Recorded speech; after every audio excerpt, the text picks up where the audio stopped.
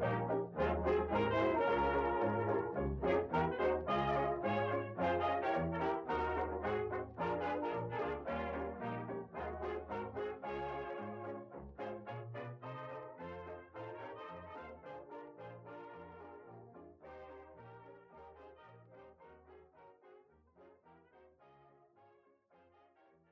to There's Sometimes a Buggy, Irresponsible Opinions about Classic Film. I'm Elise. I'm Dave, and this week we return to the Acteurist Oeuvre-view with Gloria Grahame, two films from 1953, Man on a Tightrope and The Big Heat. We'll start right out with Leonard Maltin's TV, Movies, and Video Guide. Gives Man on a Tightrope 3 stars out of a possible 4. Atmospheric circus drama of troupe planning to escape from behind the Iron Curtain. Sturdy cast.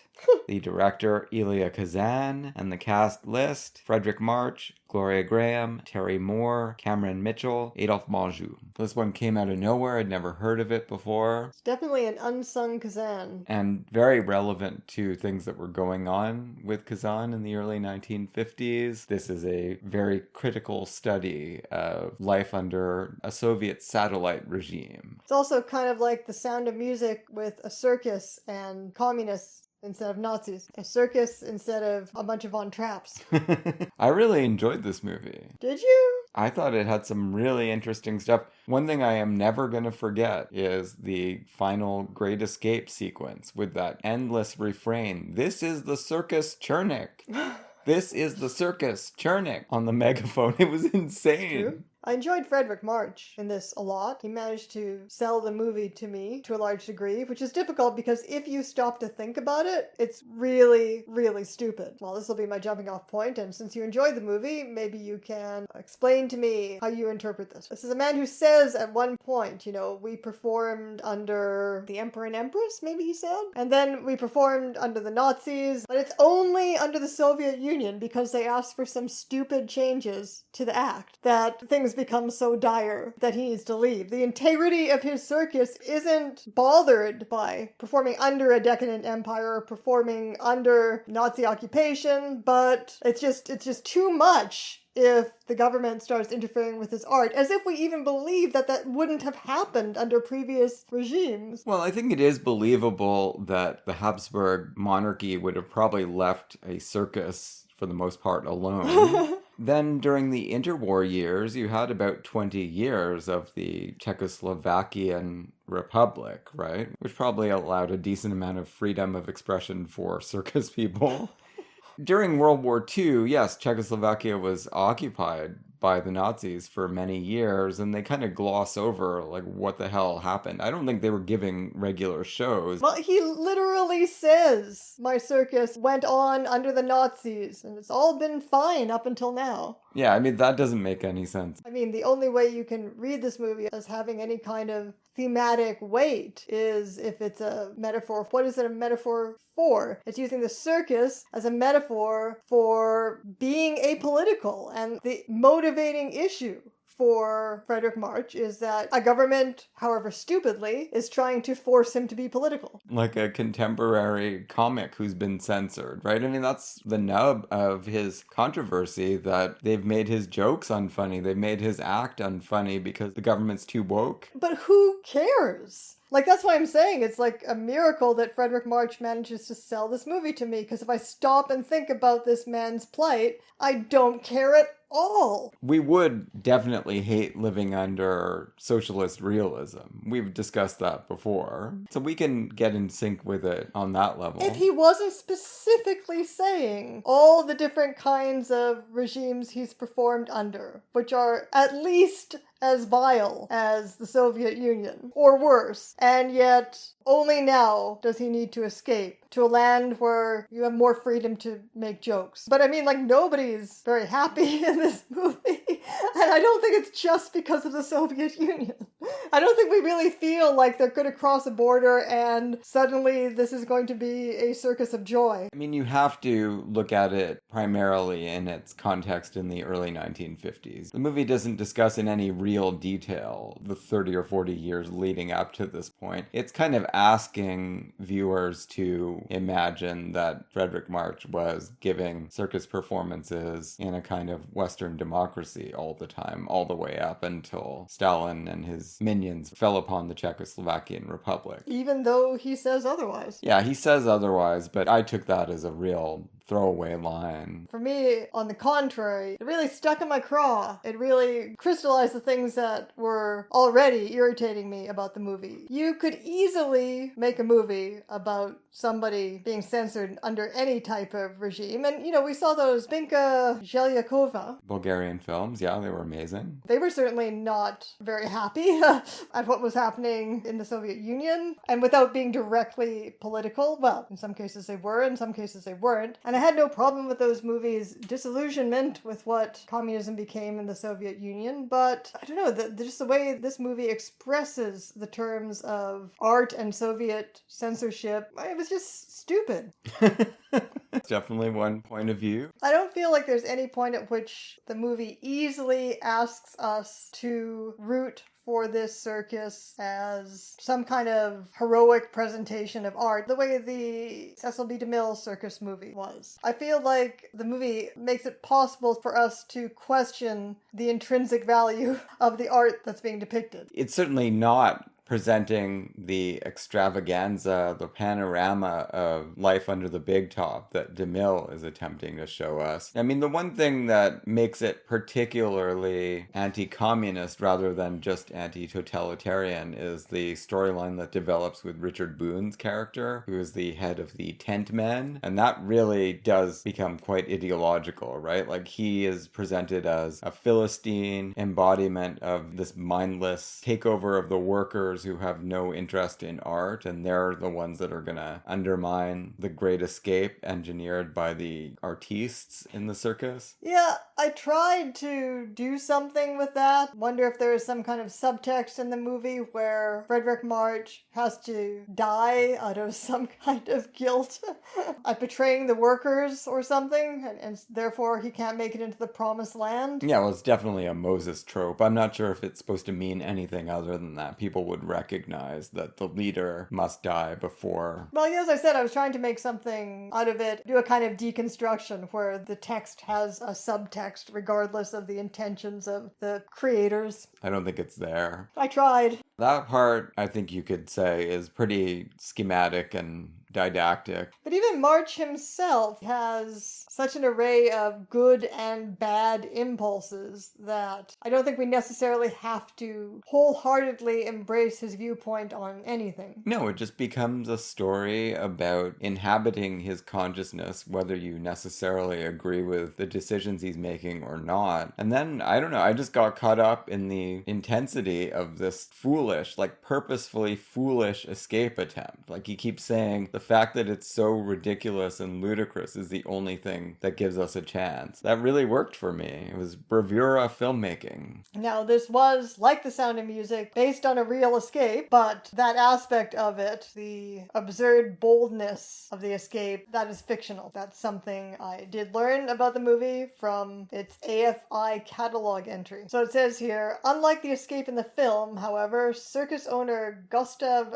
Brombach slowly moved a few camouflage pieces of equipment and performers at a time over a period of several months. Now that also could have made a good movie, but it wouldn't have had quite the dramatic element that captured you. No, he wanted just balls to the wall, everyone across the bridge, leave no animal behind even. I did find it touching. One of his last words is, even the elephants made it.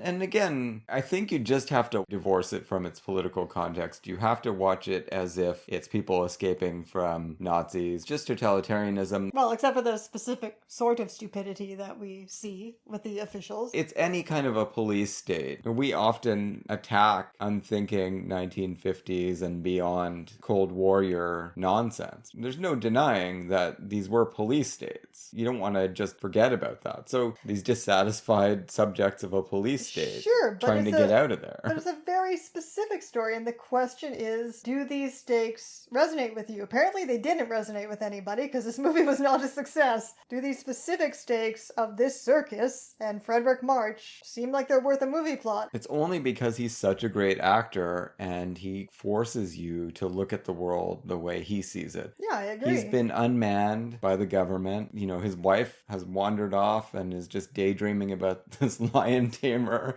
who wants nothing to do with her.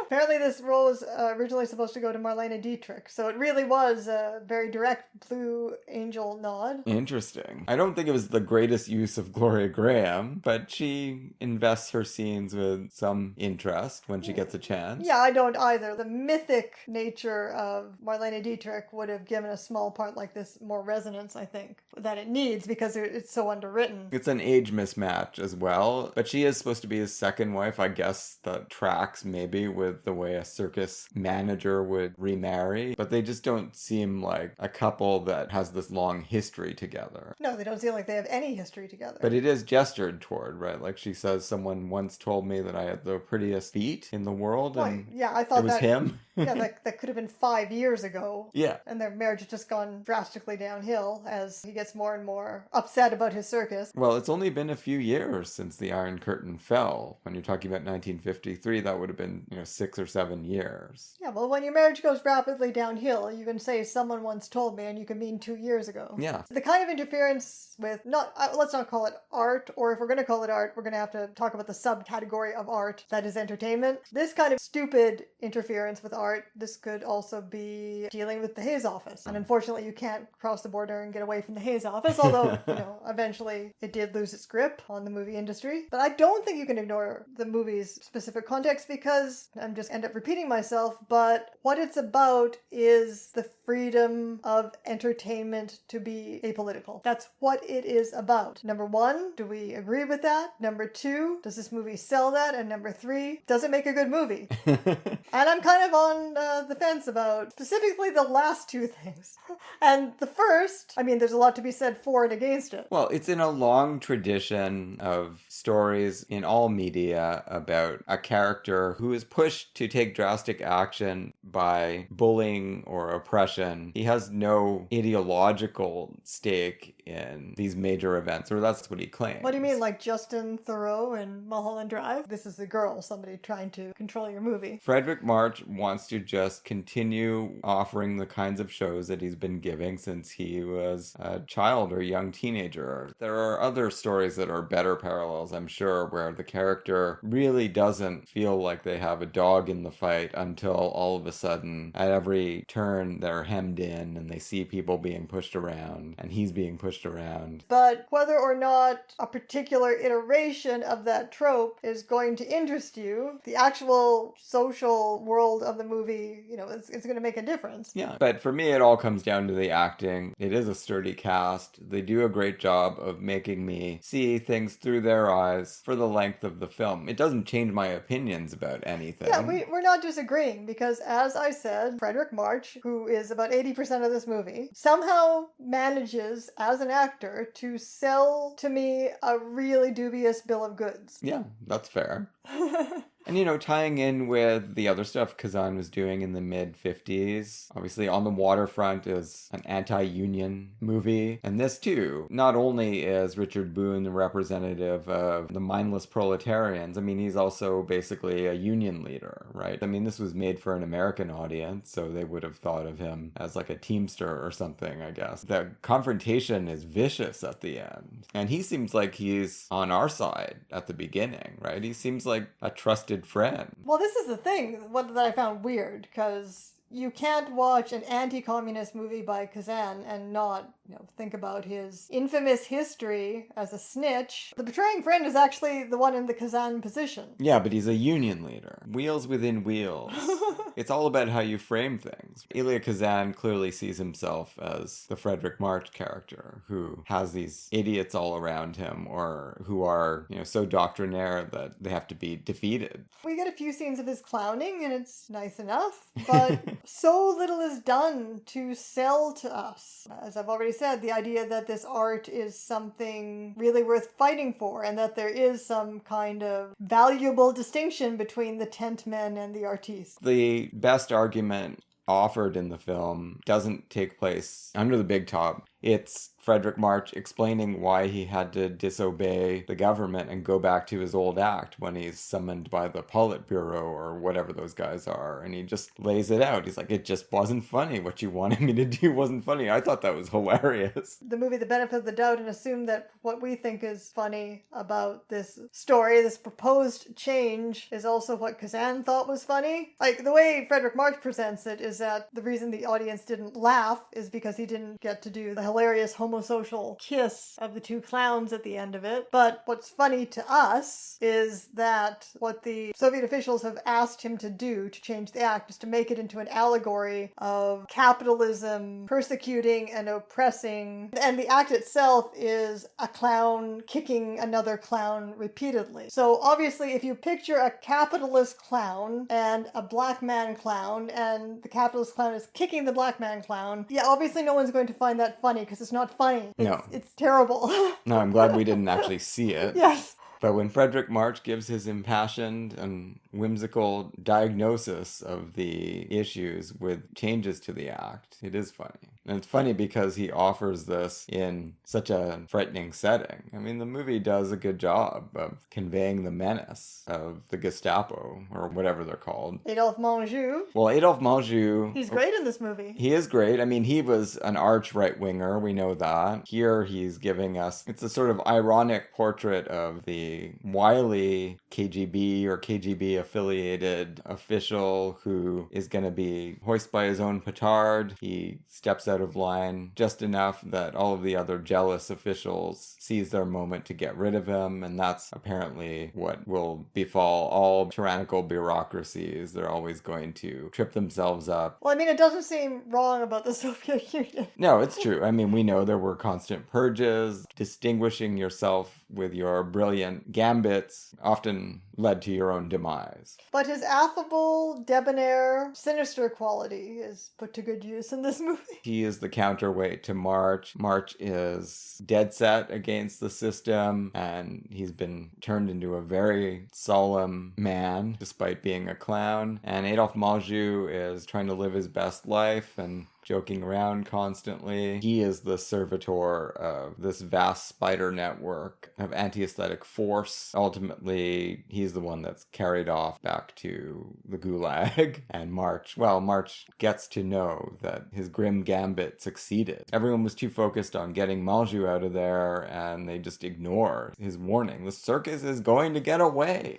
The circus is leaving Czechoslovakia. Don't you understand? Nobody cares. Most of the people involved in this film, as far as I know, well, I don't know what Terry Moore's politics were, and we know what Menjou's politics were, but Fredric March was a famous liberal. Gloria Grahame as well was definitely a big-time Democrat. I know right, that. And she had just appeared in a practically Marxist noir. Elia Kazan himself was never a conservative, right? I mean, he was a liberal anti-communist by the mid-1950s, and that's what this film really is. It's not a McCarthyite presentation of the world. It's giving you the embryonic Kennedy Cold Warrior view. But to be honest, this is the thing, like, the movie isn't even, just as it doesn't really do anything to convince me that this circus is aesthetically valuable, its criticisms of the Soviet Union are really ridiculously mild.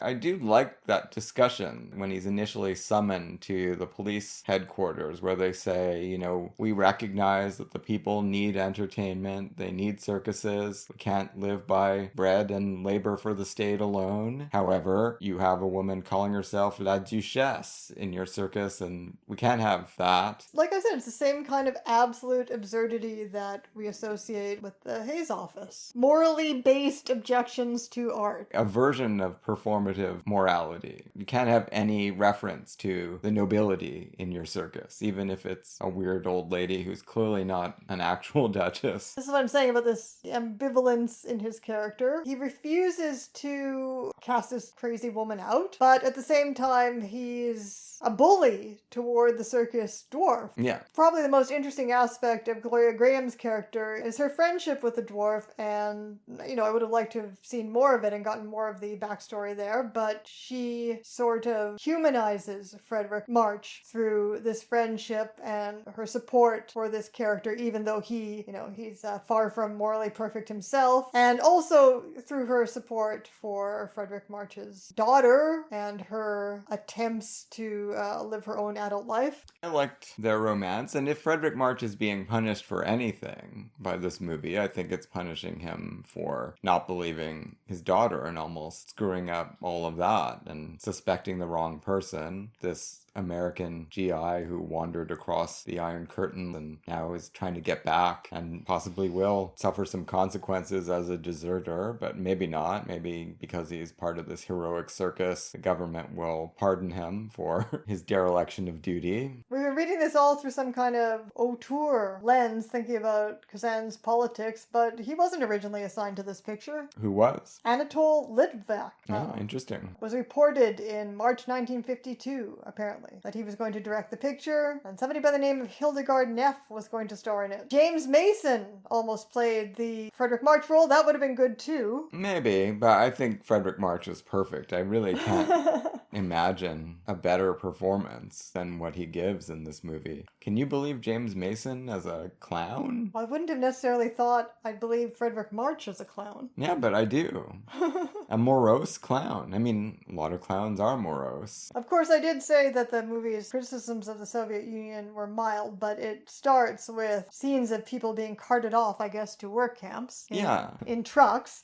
I mean, it's not emphasized by the movie. It's not dwelt on as much as the aesthetic issue, but this is not a good atmosphere. No, it's definitely not. And of course, it recalls horrors committed under the Nazis. Again, I think it's just a mishmash of totalitarianism that is being evoked by the film without too much particularity. It's a strange entry in the career of Gloria Grahame. She just wandered into this. Robert Sherwood wrote the screenplay. Seems like he did it all on his own. Odd, very odd. Well, he's another person who became a Cold Warrior liberal. It was based on a novel that I guess was based on a real incident. Do we know anything about this author, Neil Patterson? No, the Wikipedia entry was not revelatory. I think the movie is worth watching just for the extended "This is the Circus Chernik" sequence. Well, I think it's worth watching for anyone who likes Fredric March. Yeah, well, that too. All right, let's see what Leonard Maltin had to say about our second film. He gives The Big Heat 3 stars out of a possible 4. The same rating. The very same. Time has taken the edge off once searing story of cop determined to bust city crime ring. Nobody cares about throwing hot pots of coffee in women's faces anymore. Well, he has anticipated your criticism. Famous coffee hurling scene still jolts. And Graham is excellent as bad girl who helps Ford. The director, Fritz Lang, and the cast list, Glenn Ford, Gloria Grahame, Jocelyn Brando, Lee Marvin, Carolyn Jones, Janet Nolan. Well, I don't think I'm going to betray too much by saying that I think this is a vastly superior movie. A great, great film. Yeah, I also think this is... Oh, well, I'm giving a lot away if I say this, because we're probably going to do a top 10 or something, but this does seem like one of the best roles that Gloria Grahame ever had. Oh, it's truly a remarkable performance. Up there with It's a Wonderful Life, and in some ways that we can explore, not that different, because she is just, and much more so than It's a Wonderful Life, her character is just absolutely pivotal to the movie's impact. I didn't remember this movie at all. It's been a very long time since I've seen it, and for the first 2/3 of it, I was enjoying it well enough, but feeling like it was kind of taking the tropes by the numbers. But all the stuff that happens in the final third of the movie, specifically with her character, is what gives it its twists and elevates it to something unique, I think. As Maltin says, this is the trope of the cop against the world, against a corrupt system, who is going to insist on justice being done. We've got many examples of this in the history of film and storytelling. I guess one of the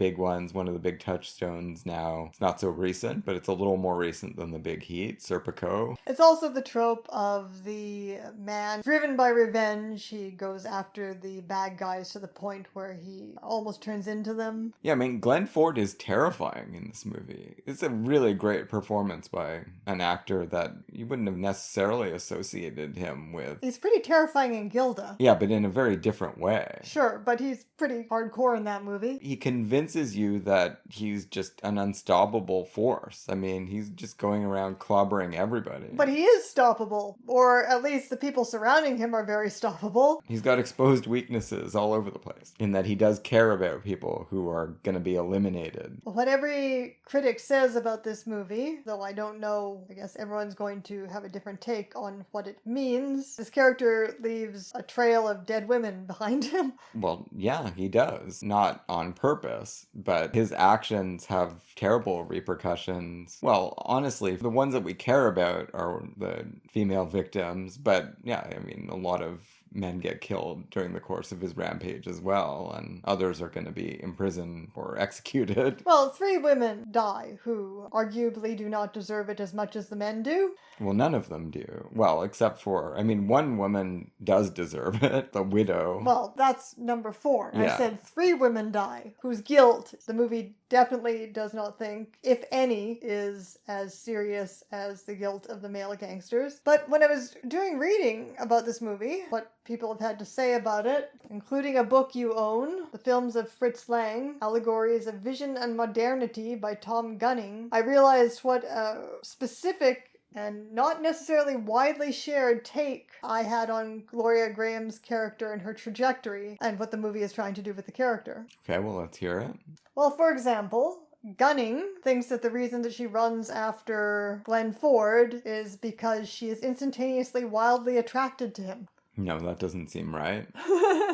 She's intrigued by the fact that someone is standing up to Lee Marvin. Yeah, obviously. Obviously, what she sees in him, of course, we're now jumping ahead to the second half of the movie in any case, and we're going to have to circle back and talk about his relationship with his wife, which is very important to Gloria Grahame's character. Yeah, what she sees in him is somebody who's doing what she wants to do. Number 1, standing up to these disgusting, sadistic bullies. And number 2, just plain standing up to them because she is being pushed around is something that she wants to do. But independently of that, or intertwined with that, is that she also wants to take a moral stand. And she sees both of those things in what he does. And then the whole movie actually becomes about her heroic arc. None of the aims Glenn Ford takes on can be achieved without her decisive action. So her moral awakening and its translation into action. I mean, she becomes a vigilante killer. Her moral epiphany: I'm gonna just go visit this widow, blow her away, corruption will come to an end in the city. But why does she do that? She's trying to expunge that side of her that feels like she was complicit. Sure, that partly, but also because she knows that if she doesn't do it, Glenn Ford's going to do it, because he nearly did it and he told her about it, and she decides in that moment that because of the way that she sees herself, and I guess we've already examined this fallen woman melodrama character in a Gloria Grahame movie before with her western roughshod. She feels that because she is already guilty and complicit in this world, as a sexual woman she feels guilt, but also because she has participated in the men's guilt. Well, she's been living the high life on blood money. Yeah, for those reasons, she wants to sacrifice herself, and does sacrifice herself, for Glenn Ford, while also accomplishing what he wants to do. I know, her character's arc is so fascinating, and the way that she, and again, like I said, so unique, and the way that she plays it is so vivid. She is sacrificing herself for the good man, and wanting to preserve his innocence, and wanting to preserve these memories he has of this wife that she imagines as the woman she would have liked to have been, and he still has this relationship with his daughter that could continue if he doesn't fuck things up by becoming a vigilante killer. So she is making all these self-sacrificial gestures for him based on some accurate and some dubious ideas ideas about her own guilt. But she's also assuming agency for the first time. So there's something that she is very much getting out of it that isn't just self-sacrifice and masochism, which is all in her line, where she gloats to Vince that through her doing, this whole criminal enterprise is going to become undone. And she's just so scary, but also giddy in that moment. Yeah, well, they all discounted her. Yeah, exactly. Vince keeps saying, oh, I'm not worried about her. She's nothing, right? I mean, she's just been a plaything that we can eliminate at any time if we need to. And this is how they think of women. That's what their treatment of women means. How he works women over, that they're just passive objects that can't do anything, can't have any agency because, they're too scared. They're too scared of how they're going to be harmed. It's a pretty extraordinary arc. Right from the beginning, she's glorious, like in that first scene where we meet her and she's been drinking, and you get the sense that she kind of has to in order to cope with the environment that Vince and his cronies create.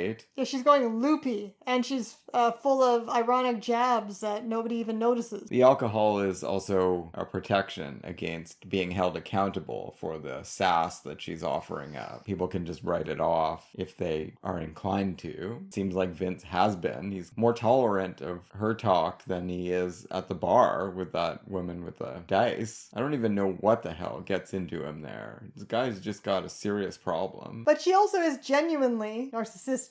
Oh yeah, well, getting the coffee in the face is significant. It just reorients everything for her. Well, yeah, it's twofold. It was 50% seeing Glenn Ford take this stand, and then 50% losing 50% of her looks. And of course, her life is forfeit at that point anyway. They have decided to eliminate her. So it's not like she's got any other options. She can't go back to Vince and rejoin the Mike Lagana crowd after the coffee throwing incident. Very taut storytelling and a perfect opportunity for these two characters who seem to have nothing in common to be forced into proximity, and their scenes are great. But yeah, that's the other thing that's interesting about the movie, right? That the nature of the relationship between her and Glenn Ford, that doesn't ever fully blossom into a romance, but that becomes this immediate, really intense bond, and it's kind of all the better. The way she morally admires him and also wants to protect him, it's kind of all the better that it's allowed to stay on that plane of ideas and morality and not turn into romance. No, there is a real chemistry between them that filmmakers noticed, and they were paired again. But the movie deliberately doesn't turn that into romantic or sexual chemistry. It really is all in the realm of ideas. And Glenn Ford really matches Gloria Grahame magnificent scene for magnificent scene in this movie, all culminating in possibly the greatest platonic love scene ever shot in a film noir, where the dying Gloria Grahame is finally allowed in to the intimate details of Glenn Ford's life with his wife, and just the way these locked up emotions come out of him in that scene. They're liberated by her incredibly decisive action on her own and his behalf, and by this amazing interest that she has shown in his emotional life. It really is something that separates this film from just about any other hard-bitten cop against the world narrative that I can think of. Well, you really buy from the first moment they meet, or I did anyway, because of this rapport between the actors, that even though she's supposed to be his wife's opposite, and this is how the movie, sets up all of these doubles and opposites between the women, which Gunning does talk about, between the four women who end up dead. The good women who seem bad and the bad women who seem good, and then the good women like Katie Banyan who are like a little bit bad. That's what we're introduced to, and this is how she and her husband have established this rapport, which is that she likes to steal from him. She's a 50s housewife, but she likes to steal, drags from his cigarette and sips from his beer. She likes to just be this little bit bad. And this is how they've developed a friendship, in that she is fulfilling this role of what a good woman wants to be, but she's also, they have a playfulness about it, and they acknowledge that she's a person, right? And so I think from the moment that these two meet, especially when Gloria Grahame realizes her seduction, which is just her default mode with any man, is not going to get anywhere. Because we have seen him have this friendship and easy rapport with his wife. I do feel like there is some kind of reproduction with that immediately with Debbie, but it's what she sees herself, which is that there's a potential in her to have been that person, to have just been that fun companion. There's great banter in that scene where she's like, "Did you think I was an heiress before I met Vince?" It's hilarious. So yeah, she just fell into this life, and it could have gone any number of ways. And I don't think that he is judging her as a slut, the way we saw in Roughshod. No, it's true. No, Glenn Ford, he's not really thinking about things in those patriarchal terms. But he also can't, quite aside from the fact that he's desperately mourning his wife, he also, frankly, as he frankly tells her, can't get interested in her as long as she has this association with these gangsters. Yeah, well, these guys are killers. They're terrorizing the city, and she hangs out with them every day. And so she tries to win his favor because of the way that he's modeling something that she wants to be. This attitude of his is pushing her even further toward severing these ties, although, it's all going to get a lot easier for her after she gets the coffee in the face as a result of associating with him, which of course she must know on some level she's risking. She's playing with fire in every moment that she interacts with Vince. Right from the start, she is poking fun at him, she is mocking his subservience to Mike Lagana. It's always there. It has to be in part because she hates herself for being with this guy. She's putting herself in jeopardy continuously as a self-reproach, and running out of the bar to talk to a policeman is just part of that overall pattern. And the internal politics of the gang factors into it as well, because Larry Gordon has been trying to put the make on her the whole time. She's not interested. Larry's the one that follows her and snitches. He's a real piece of work. Even Vince thinks this guy is reprehensible and a shoddy hitman on top of it. One woman who doesn't die, but does a major service to the cleanup of the city, is the secretary at the body shop. The lame secretary. She's really taking a chance as well by hobbling out to the fence and giving this crucial piece of information to Dave Banyan. We were saying that Glenn Ford doesn't think in these patriarchal terms, but the thing that initially gets him involved in his vigilante crusade is dismissing this bee girl and taking the word of the widow. But he doesn't dismiss her, and the fact that he doesn't is what gets the bee girl killed. He goes back and cross-examines the widow. He shouldn't have done that at all if he wanted to keep Lucy Chapman from a mortal fate. So yeah, he's skeptical already of the widow. Yeah, but we see him initially having these kind of superficial judgments so that he acts irritated with Lucy. Well, he's irritated because he's been summoned from a nice steak dinner with his wife to hear this stuff about a fellow policeman. But he doesn't dismiss it, right? Every other cop in the city would have dismissed what Lucy tells him, and he doesn't. But it's true. I mean, what initially arouses his moral ire is when Lucy's killed. Yeah, absolutely. And she's killed strictly because of his willful